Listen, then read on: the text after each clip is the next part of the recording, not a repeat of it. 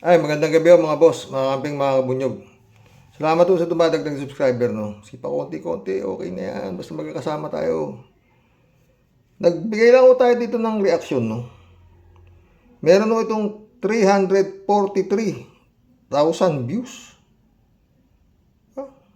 343k views di ba? 1,000, di ba? Ex-police, military personnel, call for removal of BP Duterte, Romualdez, other corrupt politician. Mukhang mabigat na ito Pero pakinggan natin.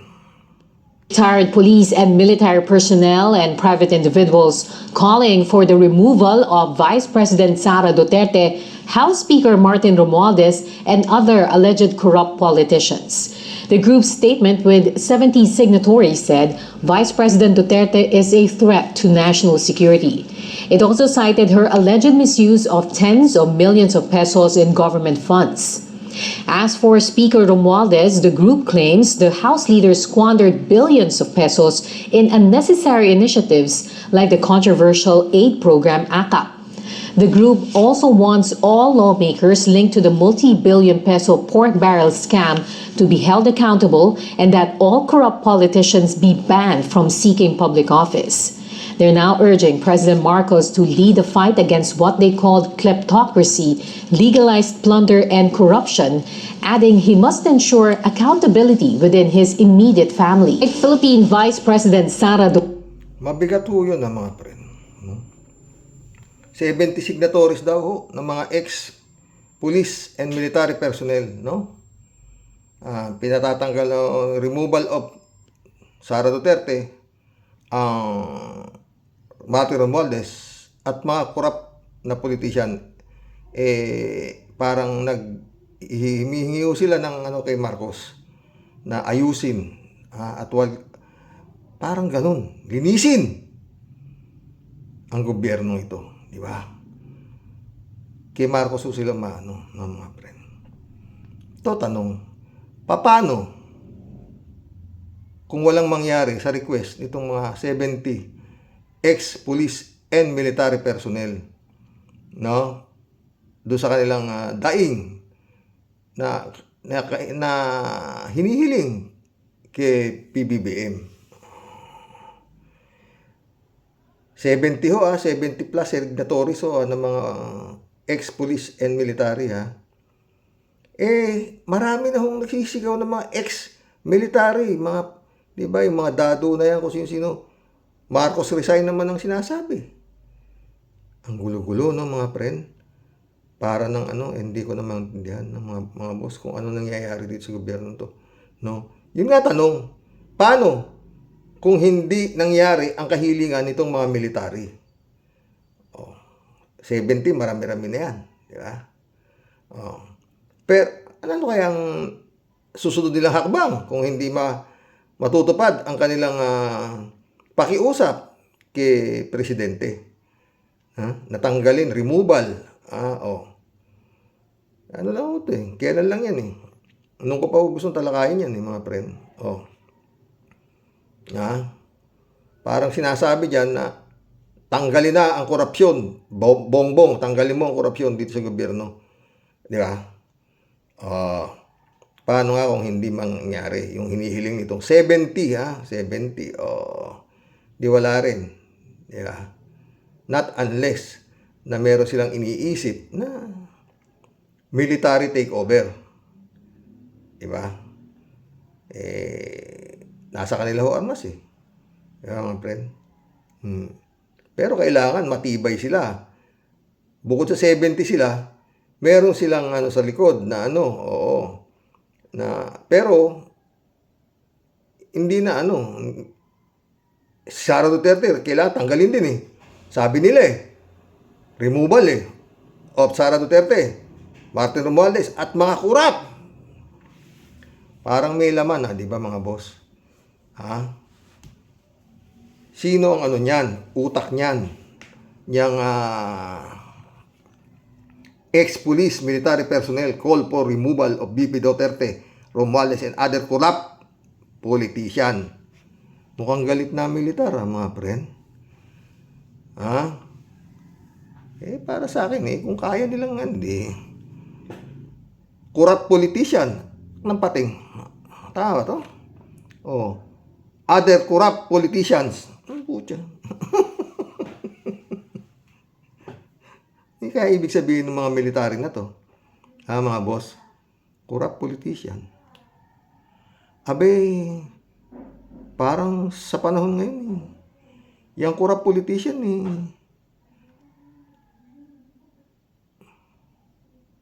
5-5 ba? o 3-25.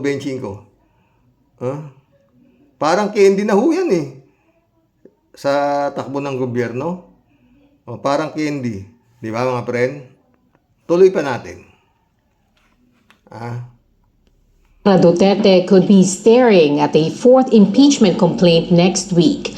This comes as progressive lawmakers bared plans to convince President Marcos to reconsider his stand on ouster moves against Duterte. Vivian Gulia has tonight's top story.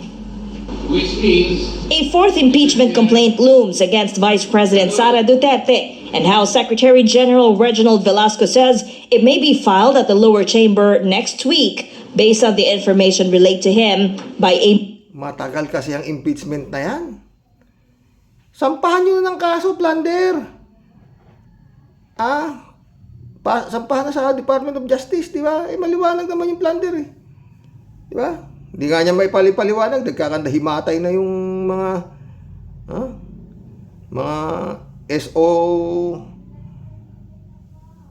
SDO niya, mga disbursement officer niya. Di ba? Si Lopez, hinimatay. Mamaya, ito naman si Acosta, hinimatay. Di ba? Biglang nawala ngayon yung tagasalo, si La Chica, at saka itong si kalimutan ko. Yung pasang bilis, di ba? Biglang nangawala. Liwaliwanag.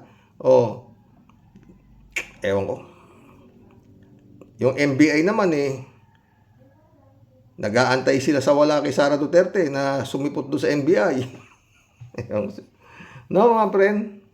Impeachment sila na impeachment. Magrarally na Iglesia ni Cristo sa 13. Para raw sa katahimikan, wag i-impeachin si Sara Duterte. Ano to? Tuloy. a member of the House majority. there are also some members who are still requesting for an extension. Itong si Velasco, parang kamag-anak yata ni Kuya Cesar to. Parang nagugutom magsalita Ano ang bagal? O tuloy mo. Because they are thinking of filing another complaint, a fourth complaint. Wala pa sinabi kung ilan yung mag-endorse nun. Basta sinabi lang to wait for the fourth complaint. Monday. Yan ba? Naantok ka yata. Tuloy. Or basta sabi nila first working days of the House in January. Apart from the possibility of a fresh impeachment complaint, Velasco says around 10 to 12 congressmen are planning to endorse one of the 3 impeachment complaints filed against Duterte. They're a mix of lawmakers from the majority and minority blocs at the House of Representatives, but the House section refused to disclose their identity just yet. There are some House members kasi who requested they'd be given another time because they would like to endorse one of the 3 complaints filed so far. An impeachment complaint needs the signature of at least 1/3 of over 300 members of the lower house in order to skip the House Committee on Justice and be endorsed straight to the Senate. But as of Thursday, the Makabayan congressman's signature drive for an impeachment resolution only managed to secure pledges instead of actual signatures. House Anak ng pating. Pledges lang ang binibigay sa kanila. Sa halip na pumirma, nangangako lang. Ito mga congressman na to. Sana umaksyon na yung ex-police at saka military personnel. No? Kung sakasakaling hindi nila makukuha ang kanilang request kay Bongbong Marcos na remove Sara at Romualdez at mga corrupt politician. Di ba? Deputy Minority Leader and ACT Teachers Party List Representative Franz Castro plans to call for a meeting this month with other endorsers and complainants to unify efforts in getting the impeachment complaints against Duterte to move forward. These include the 3 lawmakers from the Makabayan Bloc and representatives of the Akbayan Party List, Ambis OWA Party List, and Camarines Sur 3rd District. Castro's group is also preparing a huge mobilization to push for the impeachment complaints. Para magkaroon ng isang effort, no, para ma-push natin itong Marcos administration para, at saka syempre yung House leadership na rin, para ituloy na tong impeachment. Kasi sa survey nga halos more than 50% ang talagang meron silang posisyon na talagang ituloy itong impeachment complaint. Personally, we don't know each other, but since we are bound by a common cause, why not? We are willing, very much willing to meet with them because we only have one goal. Growing your We filed separate impeachment complaints, but attorney pala to. Ano to? Berhilio ba? we are bound by the same goal. As of Thursday, the 3 Amado. impeachment complaints against Duterte are still with the Office of the House Secretary General and have yet to be referred to the Office of House Speaker Martin Romualdez. Velasco says the complaints are still undergoing verification by his office's legal team, but it is expected to submit a recommendation on Monday. But if a fresh impeachment complaint is filed on Monday, I will have to make a decision whether I will then refer it to the Speaker or delay it further, because Reginald Velasco pala to, Representative Reginaldo Velasco. again, I'll refer this to the legal department for study if there will be a court complaint. Vivian Gulia, ABS-CBN News. the Philippine Yan mo na yan. No, mga boss. Yan nga pala. Medyo nag-aantayan pa sila at nangangako sila pero ayaw nila naman pumirma. Pledges lang muna. Paano nangyari dyan, no? Mga friend, no? Pero alam niyo mga boss, yun ang People Power 1. Kaya po nagtagumpay yun, hindi po dahil sa militar. Maliwanag po yan sa mata ninyo, ha? Wala akong single shot na pumutok. Sa People Power 1 na yan, wala. Taong bayan po. Kung sila Enrile at Ramos lang at walang suporta sa taong bayan, baka wala na ho sila sa mundo. Dahil gigil na gigil ho ng mga panahon na yon. Si Fabian Ber, na gusto niya ng tirahin, we cannot keep on withdrawing and withdrawing, Your Excellency. Sabi naman Marcos, huwag kang magulo. Sabi, huwag kang magulo. Ha? Ganun ho yun eh. Kung sila really lang, at saka si Ramos, wala ho yan. Hindi mo magtatagumpay ang People Power 1 na yan. Wala. Taong bayan. Ang may-ari ng Republika ng Pilipinas. Ang naging dahilan. Mga Katoliko, mga PWD, tama, person, pride, yung mga invalido, mga naka-wheelchair, yan ang hinarang sa tangke, Kaya ho nagtagumpay yung People Power 1 kontra Marcos, no? Kung inabot nga ho sila Marcos sa Malacanang, hindi ho sila nakatakas, wala na ho sila ngayon sa mundo. Kung hindi dahil kay Uncle Sam, di ba? Wala. Basta yung impeachment na to, labo pa sa ano to. Pero si Matabato, nakatakas na si Matabato, nakatakas. Nasa ibang bansa na, nandun na raw yata sa Dahig at kasama na nila Cañas at mukhang matutuloy ho. Yan ho talaga sana. Oo, matuloy na talaga yung ICC na yan, yung warrant of arrest na yan. Yun ay ibigay at para matapos na. At ang gagawin na lang ng Marcos, arestuhin yung mga may warrant of arrest sa ICC. Di ba? Huwag na ho silang Huwag na ho silang makialam na, ay, kinasuhan na namin si Duterte rito, huwag na kayo makialam, ICC. Ganun, hindi pwede. Hindi para nyo sinunod yung gusto ni Duterte, di ba? Basta yun sa akin, kaya ako nga ako kinuntinto eh. Ha?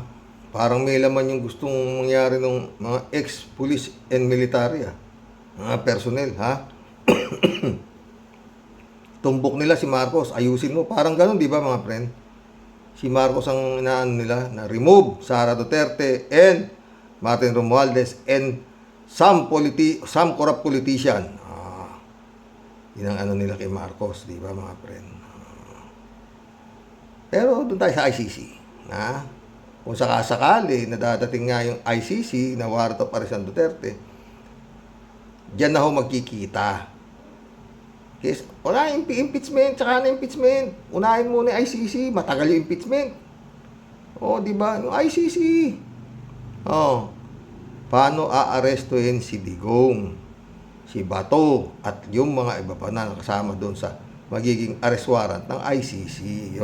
Doon ang nangyayari doon. Tingnan natin kung gaano katibay talaga. Nagawa kay nagawa kay Kibulog, di ba? Davao, pag pumalag, nandun sila General Torre, nandun yung Marbil, di ba mga friend? Kailangan din dumating ang eleksyon to, di ba? Dasal, magkulab na po tayo, sana nga mangyari na yun. Wala na kung ano yan Para sa akin, napakahina ho talaga nitong nangyayaring ito. Bantag, hindi mahuli-huli. Diba? Puro investigasyon, puro pagbawa ng warrant of arrest, wala na si Bantag. Yung 34 na sabungero, na antagal, nililitis, nandun si Atong Ang, nahuli, mga gwardya, bandang uli, wala din.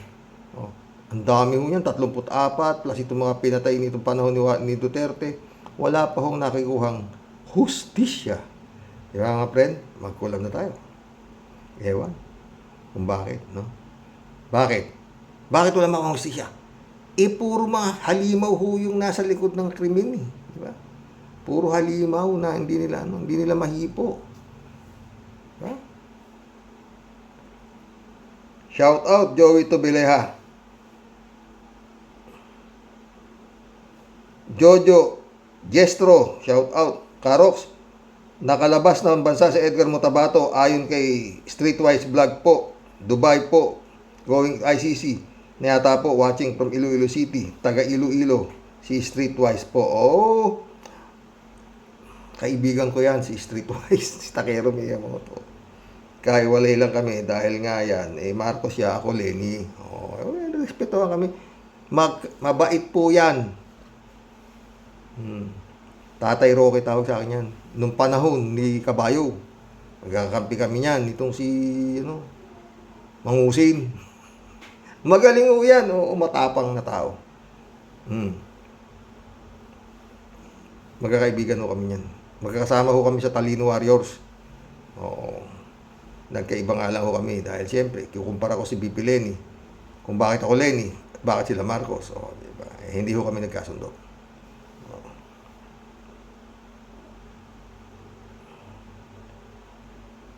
Joey Tobileha ulit Dapat siguro kunin na ni Taning si Digong para umusad bansa natin. Hanggang buhay yan, magulo ang Pilipinas. Dapat. Tapos, marami ho talagang lilinisin sa Davao Sa totoo lang, oo.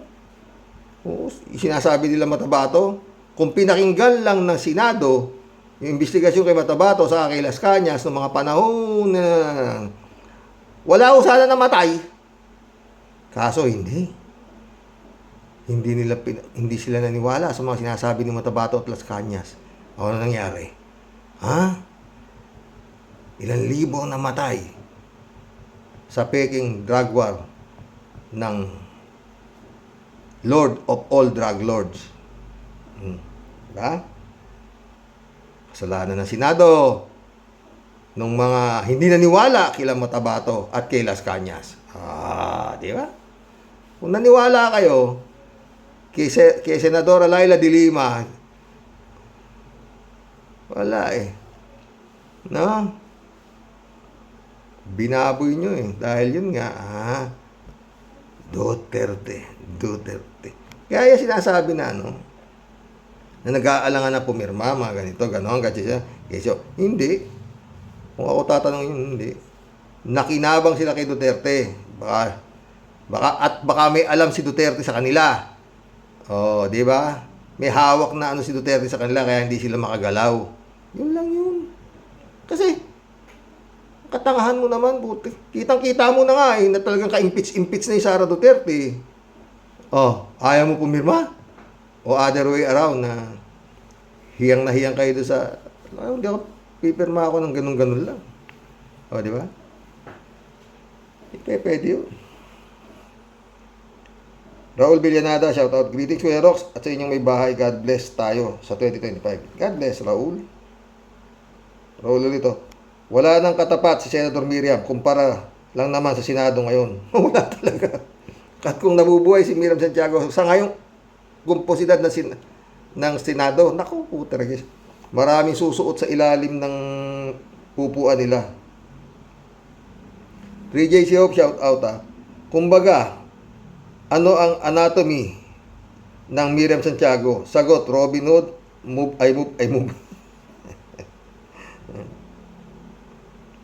Shout out, friend Shervin Sapeda. Christian Sen, July 7, Alcantara, shout out sa inyo mga boss Dolor Garcia, shout out. Friend Amy Bingson, shout out Ay nako. Eman Escalona, nak, shout out. Marilo Pabianak, shout out Good evening po tay at sa mga ka-warriors.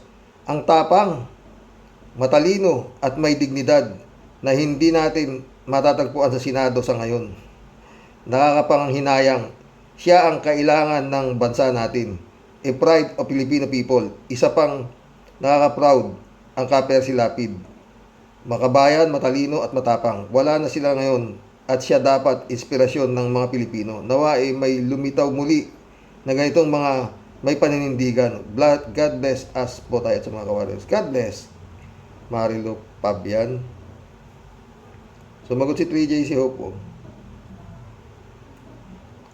Ang mga pumalit sa Senado ay sukdulang kabaligtaran ng isang Miriam Santiago. Akalain mo, Robin Padilla, Bato, Bongo, Villar, mga walang utak, walang silbi, walang vision for economic recovery ng bansa, bagkos economic welfare ng Villar. Tapos, enter the dragon, and boom, tarat-tarat, and ipe, aray ko mo. Ano naman to? Armando Santa Maria, shout out. Kung may mapupuntahan lang na ibang planeta, sama mo na ako Ano ka ba? Ba't ikaw lang? Si 3J Show, sagot naman. Hindi tayo ang dapat umalis sa ating planeta, kundi ang mga walang hiyang politiko ang dapat umalis sa ating planeta. Sila ang toxic, lason sa ating planeta. Ba't sila aalis? Ba't sila aalis, Aber? Ang yayaman nila dito diba? Maghirap kayo, sabi ni Duterte. Naniwala kayo sa sinasabi ko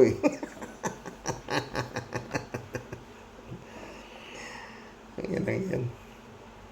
Sana baka imbento ng gamot sa tanga. Puta na, wala Librado Ludovico, shout out. Talagang nakakamiss sina Miriam and Kapersi. Tumpak ang sinasabi ni Ma'am, bato-bato sa langit at tamaan ay bukol. Hey, mga didishit na sinatong, ano sa inyo? Wala di ba?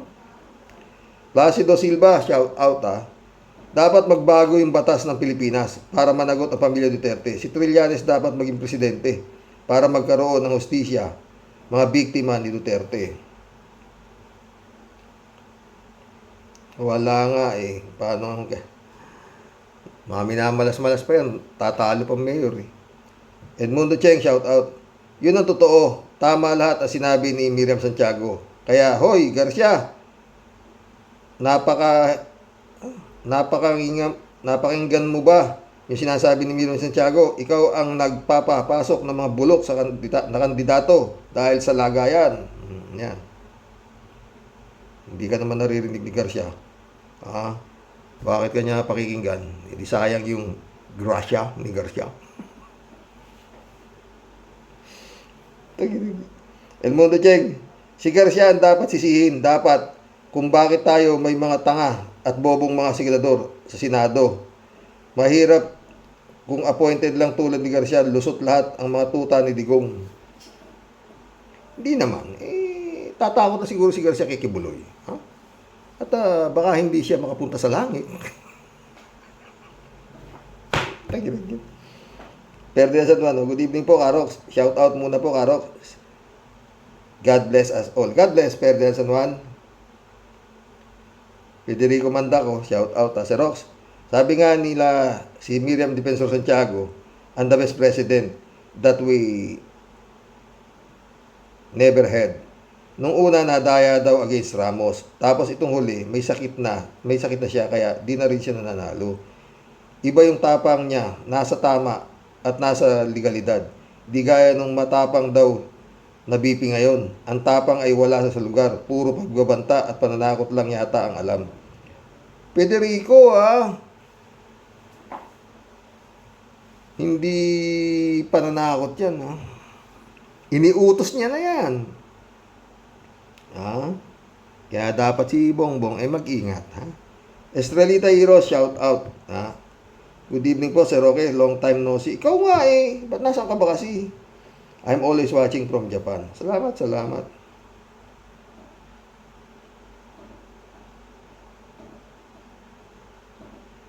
Ben Torres, kapag nanalo si Kibuloy, gagawa yan ng batas pabor sa kanyang sarili. Pag nanalo yan, nakikinig. Don't say bad words, Ben. 3J Show po. Wag naman, may gulay, mga Pinoy. Kapag binoto niyo yung Kibuloy na yan, kayo na rin ang kumuha ng martilyo na pinukpok niyo ang ulo ninyo. Hindi lang batas na pabor sa kanya, kundi lahat ng iuutos ni Digong nyo, gagawin ni Kibs. Gagawa siya ng batas para kay Digong nyo. Meron naman batas, di ba?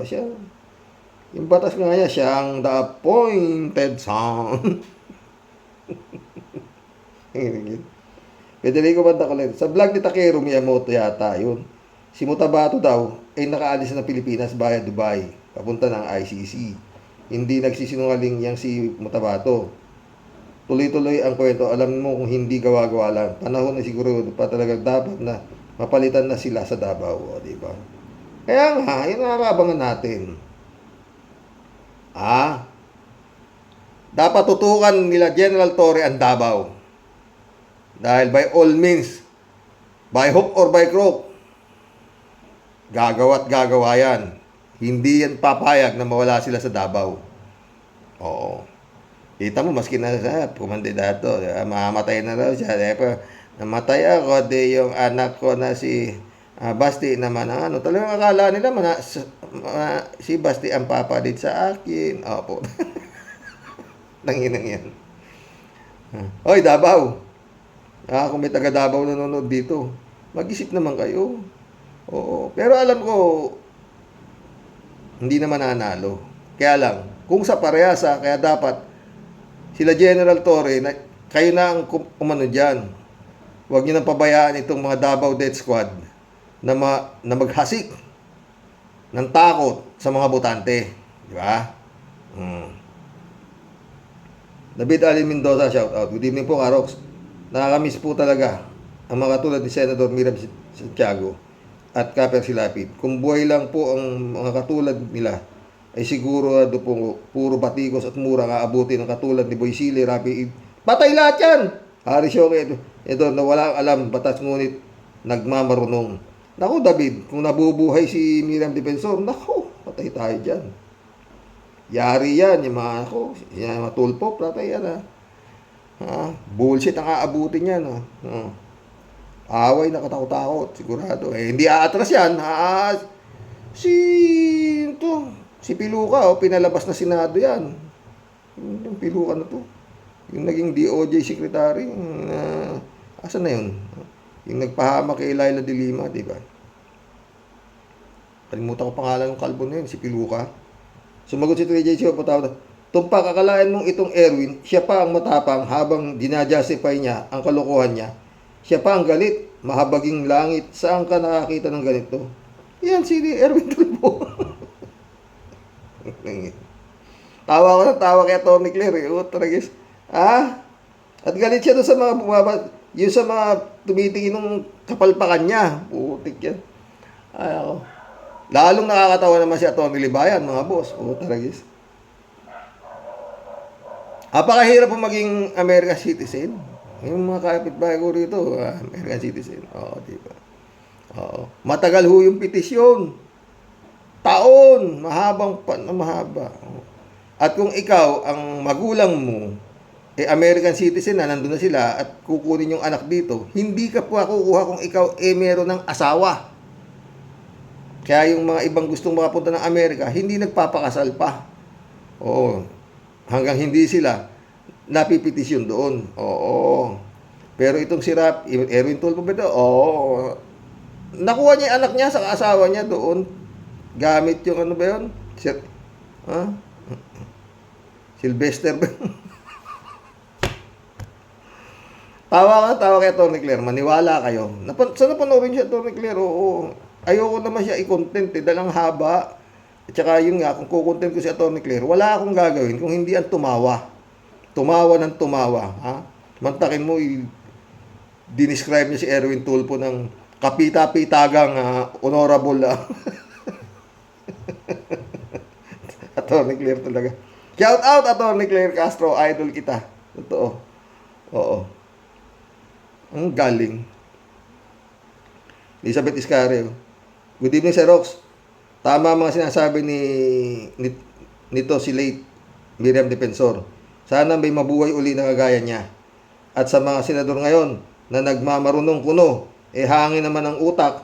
Tapos ngayong mag-i-eleksyon naman, dyan sa Senado, ang daming bugok dyan. At madadagdagan pa ata. Kasi nga naman, ang mga bubutante, marami na naman, mga walang utak dyan. Boto lang ng boto at walang paki. Kung walang utak o ubod ng bobo sa batas. Ay, nako. Huwag ka nga, Elizabeth Iscare. Number 1 si Erwin Tulfo. Sa survey. Tagay pinanood ko yung paliwanag niya si Tulfo, doon sa, punto asiltado. Siya raw ay nag-TNT upang may mapakain sa kanyang pamilya. Ano raw siya doon, naging janitor at kung ano-ano pa. Mahirap lang sila at nung daw siya ay kumakain lang ng lugaw sa loob na 1 linggo, nag-aalmusal sila ng saging. Inang yan. Nakityan ko. Puta na. Ay, nako. Oy, mga friend, tama na. Oo. Ewan ko kung ano biniliban nyo dyan sa mga yan. Diyos ko. Isa ho ako sa naging biktima niyan. Kaya ho ako napunta rito sa vlogging. Oo. Munta ho ako TV5. Ang daming tao. Ilan lang naman ang magiging qualify sa hinahanap nila. Kailangan yung mga, makikita mo ron yung mga nakapila, may black eye na asawa, bit yung anak niya. Yun, pasok. Ako, sabi ko, wala lang yan ng kapatid niya yung asawa ko kasi ilaban niyo ho yan sa korte. Pero hindi ho kami pwede dyan. Binigyan ako ng rekomendasyon sa PAW. Sabi ko, kala ko ba kakampi kayo na inaapi asawa ko hindi nga ho po pwede ang istorya ng buhay niyo.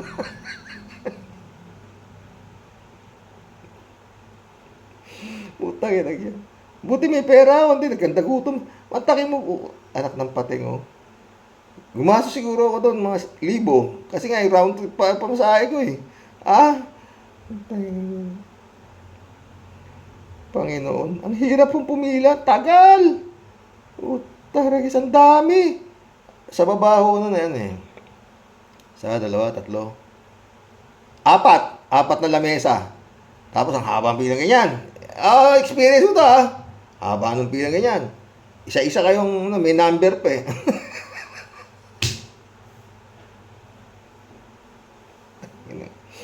Tatanungin kung ano problema nyo. Oo. Oo, taragis. Oo. Pag minalas-malas kayo, nasama kayo sa APAM. Ang APAM, yung Porringer. O, yun ang kuha agad yun, yung Porringer. Pasok yun.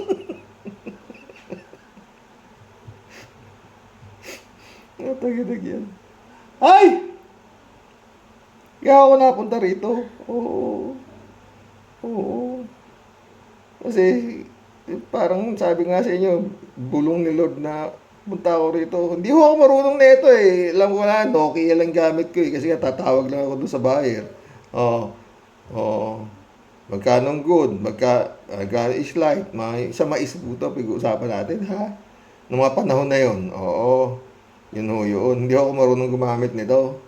O, pinagtatawanan nga ako ng anak ko eh. Tatawa ko, turuan niyo ako. Bablog ako dahil yung animal na ano nyo, bablog ko yan. Sabi ko, pagka ano yan, o, diba?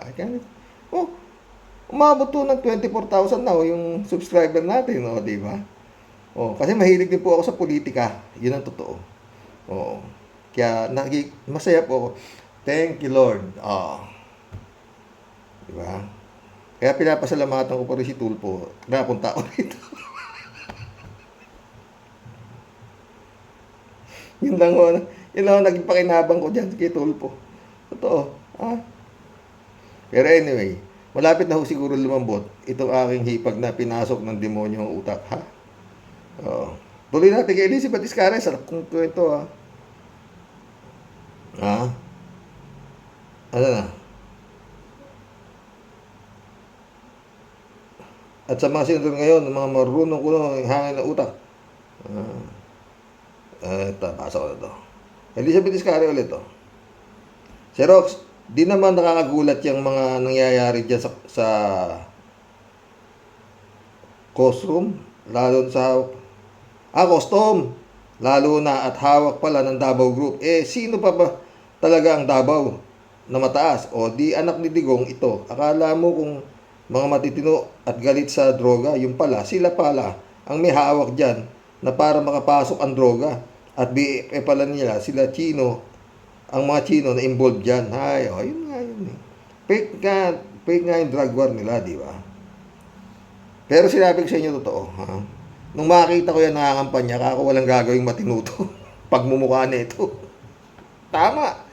Pagka panalo, butik yan. Economic advisor niya, in-check si Michael Yang. Spiritual advisor niya, yung baliw. Appointed san daw siya. Wala naman kumukontra. Wala naman nagkumukontra sa kanya. Maski ano lang gawin niya. Lahat nangyari, wala, di ba? Hanggang ngayon, nangyayari yan, di ba? Gusto niya, dito raw siya makukulong. Nilitis. Kaya gulat ako, may investigasyon. Kung kailan patapos na, ilang taon na nag-iimbestiga yung ICC tungkol dyan sa drug war na yan, mga EGK na yan, biglang magkakaroon ng investigasyon.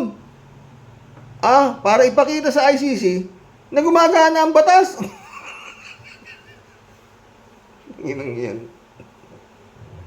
Pilipino, ewan. Buti pa rin sa Korea, lapit na yatang madampot yung presidente, na-impeach na. Gusto pa ng mga mamayan doon ikulong. Antayin natin, paano nangyayari doon? Magulo na ho doon eh. Paano? Ang mga tao doon, talagang, tawag dito, yung mga mamayan doon, talagang, concern sila. Dito eat bulaga. It's your time. Okay. Elizabeth Iscario ito. Kakamiss ito si Kapersi. Yung mga binulgar niya noon, ngayon na lumalabas ang katotohanan. Kawawang Persi. Totoo nga. Diyan lang yan. Kalat ni Baya, shout out. Kalat ni ulit. Good evening, Kasani. Hambalusin mo ng batuta, Kasani, nang matapos na yan. Laban. God bless your family. God bless, Kalat ni. Shelly Jaisel, shout out. Alam mo po, Karox, pag may ginawa kang kasamaan, hindi pwedeng hindi mo yan pagbabayaran. Magtiwala lang tayo sa ating mahal na Panginoon. Hindi sila pang habang buhay na ganyan ang gagawin nila. Kita ninyo, kita ninyo na, lumalabas na ang kanilang baho, unti-unti nila yung pagdudusahan. Totoo yan, Shirley. Ito naman to si Ted. Ted, shout out. Ha? Nakalabas na daw pala si Mutabato sa Pilipinas. Maari daw na nasa dahig na para tumistigo sa ICC. Yun ang sabi ni kanina, ni Senadora Laila de Lima. Ha? Laban kay Duterte. Dumaan daw ito ng legal sa immigration at walang humarang. Siyempre, kung walang humarang, atin-atin na lang yun. Huwag maingay, baka marinig ni Digonggong tulad ni Garma, biglang nawala sa eksena matapos mahuli sa Amerika. Ingat pa rin, baka matunugan ni Digong, matalino man daw ang matching na paglalangan pa rin ni BBM. Kawawang Digong. Basta unggoy, walang panalo sa pagong. Anto. Whiskey, shout out. Dedo na si Bantag. Yun ang mabigat. Pero palagi ko hindi. Pero pwede rin yan mangyari. Whiskey, oo, pwede. Kasi nga, pag yan ay nadampot, maraming isisigaw yan. Kita mo na nga nun, di ba? Hindi pa bababa yung warrant of arrest niya, di ba? Ang tinuturo niyang mastermind ng pagkapatay ni Percy Lapid, si Rimulya. Oo. Yung Department of Justice na si Rimulya. Oo, yun ang tinuturo niya. Oo. Marami siya sinasabi tungkol kay Rimulya. Oo. Ha? Pwede nga sinasabi mo, Whiskey. Ha? Baka nga nahuli na. Niligpit na. Di ba? Michelle Edwin, my friend, shout out. My heart still bleeds for Percy Lapid. He is still number one. But now gone. At wala pa rin katarungan. Now you are number one, Karox. Salamat. Laging naghahanap ng katotohanan at nagtutulungan kung merong konti. Pero laging talo. Sa daming bugok from top to bottom. Masyado ng laos. Ay, yayay, ang hirap maging pangkaraniwang Pilipino. Buti nga kayo, nandiyan kayo eh. Dito talagang mahirap, friend. Ha? Lalo kung makikita mo yung nasa squatter. Minsan magpa-plus ako ng isa. Marami. Talagang kawawa. Oo. Pakita ko sa inyo kung anong buhay. Ng mga nagpasko sa squatter. Samantalang si Chis Escudero, ang lechon, si Sara Duterte lechon, sugpo, alimasag na malalaki ang kanilang pinagsaluan at masasarap na alak ngayong kapaskuhan. Ba? At sila po ay nakatira sa napakalamig na kwarto, napakagandang bahay, mga mansyon. Wala ho yata politikong Pilipino na naghihirap dito. Lahat sila puro mayayaman. Ikta-iktaryan lupain, anak ng putik yan. Mantalang si Juan de la Cruz, gumagapang na sa hirap, sa palaki ng utang. Utang yun ang yan. Tuloy natin si 3J Show po. Ayaw. Pastor Jun Lagon, my friend, shout out. Christiansen. Nabati ko na si Christiansen. Jeff Ramos, shout out. Sabi 3J Show. Hello, Sir Rox. Natural sasabihin ni Digong nyo na siya ang full responsibility sa mga pulis na tiwali kasi wala namang gagalaw kay Digong nyo kahit aminin pa niya. Tawa ka na. Pero Sir Rox, hindi sa lahat ng panahon kanila. Ang Diyos ang hahatol. Diba? Siyempre. Walang iba. Kaya nga sabi ko, di ba? Grace Chingsay. Maaring nagagamit mo ang batas ng tao sa pagpapahirap sa kapatid mo. Pero sa Diyos, wala. Kaya may panahon ka pa. Baka bukas vlog na kita. Busy ako kaya hindi kita ma-vlog bagong taon na, magbago ka na, iha. Sayang yung simba ka ng simba, bugok. 3J Siopo. Hello, Sir Rox. Habang nakikinig ako kay Atty. Claire tungkol dito kay Erwin, ito naman to. Nanggigigil ako sa Ines. Kung ganun pala ang katwiran ni Erwin, aba palabasin na sa kulungan lahat ng magnanakaw. Kasi nga, nakaw lang sila para sa kanilang pamilya. Aba, palabasin na si Alice Goo. Pwede. At saka siya naulit ang iupong mayor sa Banban. Kasi gusto lang ni Goo makatulong. Palabasin na rin yung mga drug pusher. Kasi nagagawa lang nila yon kasi wala silang pambili ng gamot, pagkain. Aba, ito palang katwiran ni Erwin, bulok. Naturingan pa naman, congressman, kihoror. Nag-Spaniard ka na naman. Spanish ka na naman. Hindi ba yan hindi ba yan ma-impeach? Una, di naman tayo sigurado kung ano talaga ang citizenship niya. Pangalawa, nagsisinungaling siya sa Comelec. At sigurado akong napakarami pa niyang violation. Level up na talaga ang mga kawalangyaan dyan sa Pinas. Saka dati, magsosori kapag nabuking. Ngayon, sila pa ang matapang at galit. Pambihirang buhay ito. Huwag ka nga, buti ka nga, nandiyan ka eh. Sakit dyan ko sa'yo, Treji yun eh. Pero kung hindi dinisqualify ng Comelec yan,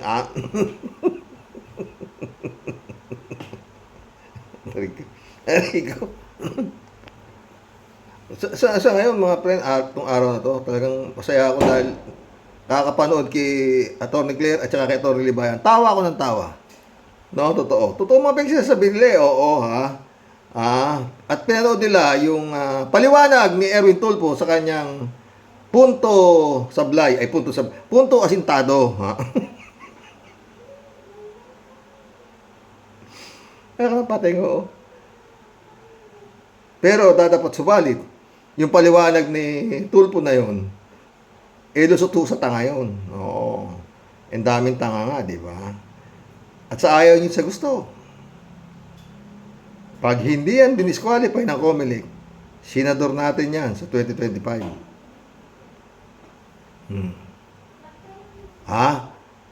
Comelec lang ang makakapigil sa pananalo ni Tulfo. 10 anak sa iba-ibang babae. 4 na babae, Garcia, pakinggan mo yung punto asintado ni Erwin Tulfo. At himayin mo kung ka dapat ng makatakbo senador yan.